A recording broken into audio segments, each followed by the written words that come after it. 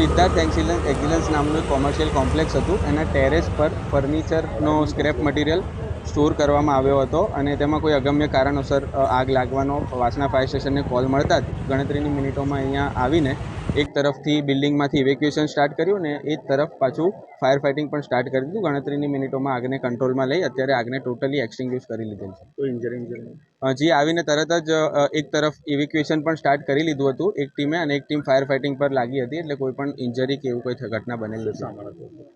Furniture related chairs અને tables ને એ scrap material ઉપર રાખવામાં આવ્યું હતું. આગ લાગવાનું કારણ શું હોય શકે? પબ્લિક દ્વારા કહેવામાં આવ્યું છે કે ઉપર ટેરેસ પર કોઈ ફટાકડા ફોડી રહ્યું હતું અને એસીનું એક આઉટડોર યુનિટ પણ બર્નિંગ થયું છે. એટલે આવતીકાલે સવારે જાણવા મળશે કે કોઈ શોર્ટ સર્કિટ હતું કે પછી પબ્લિક દ્વારા ફટાકડાથી આગ લાગી.